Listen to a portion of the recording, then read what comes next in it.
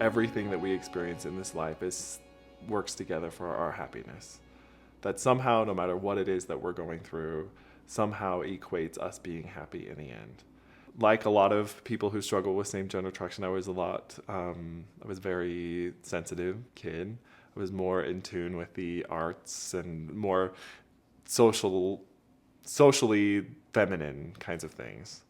And I started even from that very young age, 4 or 5, feeling this need to really hide that part of me. With any group of boys, whether it was at church or at school or playing sports or whatever, I always just felt like I didn't really fit in. And that was kind of always this longing of wanting to be accepted by and loved by boys my age. We met in high school, and I remember It's the homecoming the game, wasn't it? homecoming football game, which sounds stereotypical. Which we didn't pay attention to at all because Yeah. we just talked the whole time. Because we talked, and it was football, and I don't pay attention to football anyway. There was a group of several friends that this was the first time that I had really close friends that were guys in high school. It was a group of 8 of us, I think, and a couple of those were, besides myself, were guys, and that was like the first time in my life where I felt, totally accepted. I was worried about just looking down the road at the future, the idea of I'm in high school, so I don't have to worry about getting married or having kids, but I'd never said it out loud or even written in a journal. I'd never acknowledged anything outside of my head that I had these attractions towards men. In secret, I fantasized about men, but never said anything out loud to anybody. I felt guilty about it, and I felt like that the fact that I had those attractions in the first place made me flawed to begin with. But I felt like that was a problem with me, not with God. I got a mission call to Taiwan, but while I was on my mission, I was out on my mission a total of 5 or 6 months. And during that time, my parents and friends all have letters of saying how awesome everything is and how wonderful I was doing and how amazing things were. But the entire time, from the moment I stepped into the MTC till I got home, I was in turmoil with just all these feelings and thoughts about what an awful person I was, and how could I expect to be out here serving a mission with having the experiences that I've had and viewing pornography. And there was one time that you fantasize about this, and how could you expect that you would ever be able to have the Spirit with you enough to teach somebody when you've had these feelings and you've had these thoughts and you've done this and that and everything. So they were surprised when my parents got a call saying that they were sending me home. When he came home, for days, I was just kind of a wreck. I just remember thinking how much I loved him even more at that point, and wanting to help him and wanting to, I don't know. I didn't know what I could do to help him actually, but just be there for him. I don't feel like I came home because I had same-gender attraction, and I never tell anybody that. But it had a lot to do with what my thoughts were and about the self-criticism that I had and that kind of thing. About 6 months after I came home from my mission, that time of my life I decided was allotted for service of some kind, but I didn't feel like I could go back out on a mission. So I went and taught English in China at a primary school in China.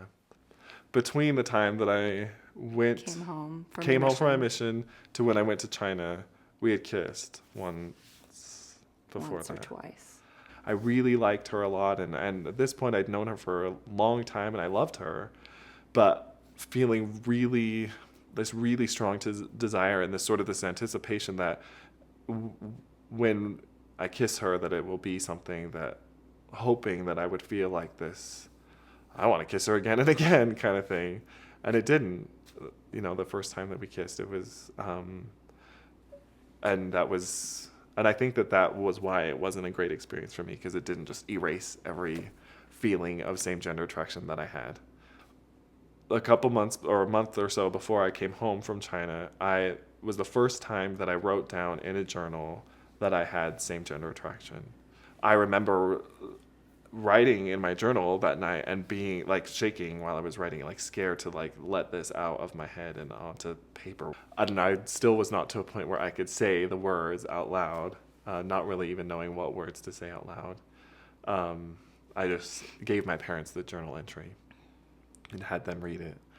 And they were really, really supportive. Lindsay and I went for a walk, and I took the journal entry with me because I was not really sure how to express these feelings in words. He said, take your time, because I think I'm ready to kind of try to start dating you.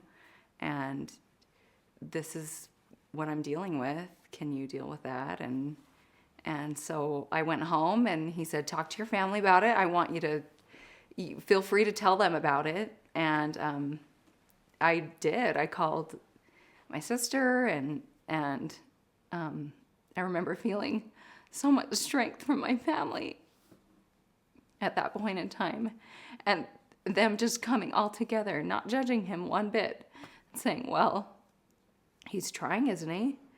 Yeah, that was the one thing my sister said. He just went to the temple today, didn't he? Yeah, so what's the problem? He's still Blaine. He hasn't changed. And I really remember being struck by that feeling that he wasn't any different in my eyes at all. It was still the person that I wanted to be with, and I wouldn't change anything about him still.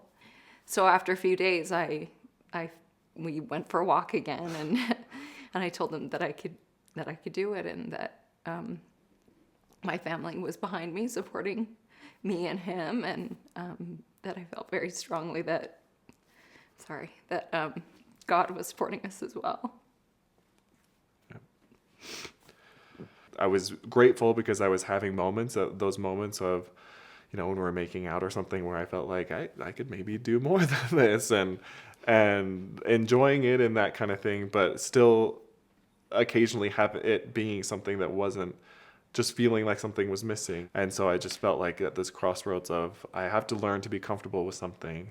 What is it that I'm going to put the effort and work in to be comfortable with and to be happy with? And I knew something was not right. Yeah. For about a few weeks. I could tell he was a little more distant and a little more not connected with me as much as he had been before. Mm-hmm. So I kind of knew a little bit what to expect when we were having the talk or driving around. Mm-hmm. And I talked to her, and I pretty much just said, I don't know that I can date anybody. I don't know that I can date you anymore. I don't know that I can get married. If I can get married, I don't know that it's to you. And so I don't think this is going to work. And we'd been dating probably for like 4 months, 3 or 4 months, consistently at this point, maybe. Yeah. And I remember him telling me that and just thinking, sorry, we're getting married. And I just knew it. It wasn't like a bossy, we're getting married. I just said, I just know we're getting married, and you figure whatever out you need to, but get back with me when you're ready, because I had really strong feelings and spiritual experiences that we were for sure going to be together, and I just said, I'll be here when you work it out. And I don't remember exactly when the official decision came that I wanted to try dating. I wanted to try dating again. At times when I was like, I don't know if this will work, I knew how certain she knew that it would work. There were several times when I just was like, well, she's much closer to God than I am, and she feels like it's going to work, and so I'm going to trust that it will. I don't really know, like I have like a specific experience where it was like, okay, you feel this way, and like get married. It was just over time, like I just was getting closer and closer to the Spirit, I think. And I think talking with people about it more and more as well sort of got me to a point where I was feeling less and less self-critical, and all those types of anxieties that I had been tormented with for a long time kind of diminished a little bit. And we got married, and I think that we felt that there was, again, we're kind of well suited for each other. We both kind of talk about that when we were walking around the temple grounds. Like, we were both a little bit like, oh my gosh, we're married now. We're married. Like, really, like, happy, like, enjoying the moment, but then every once in a while. Well, and we said this to each other, we're married. There's no way out, but with a laugh, yeah. Of course. Yeah. But it was just a funny, I don't know. Yeah. I was just glad that we were in it together, because because it was kind of a scary new adventure for both of us. Right. Well, I think that that is what has made our relationship successful in large part, if not all part, is us being able to be friends. That we were so close in other ways besides sexuality, that when sexuality like didn't turn out exactly like how it does in the movies, like it was okay. We could talk about it And we worked through it, and work through it. And I don't think I could be married to anybody else. The qualities that he has and the things that we've gone through, I really think that we're a perfect fit for each other. but having kids was something that we both really wanted to do, and but I had a lot of anxiety about having boys. I was concerned about being an adequate father for boys. So when we found out that we were having a boy, I was really, really nervous about that, really scared about having a boy. And I, on the other hand, was very excited and said, all the more better for you to be his dad, because that means that you'll be willing to help and accept him through whatever things he is going through, and whatever, if he wants to play sports or not, you'll be there for him and be a little bit more understanding and kind of empathetic of whatever he's going through. the holes in my life that I feel like are there um, emotionally and that kind of thing, which is sort of this drive or this need to be accepted by and loved by male population. And we've talked about that very openly, and talked about the importance of me connecting with guy friends and having guy friends and having, you know, guys nights where I spend time with my guy friends, and being able to feel that camaraderie with other men. And when I've been having a really bad day, and I'll say to Lindsay, I just really need like a really good man hug. All of our trials, all things that we go through and the struggles that we have are work together somehow for our happiness. We have a connection that is really strong and a really good relationship. Who knows if we could have had this kind of connection had we not had these trials that we've had to go through, these specific trials for us.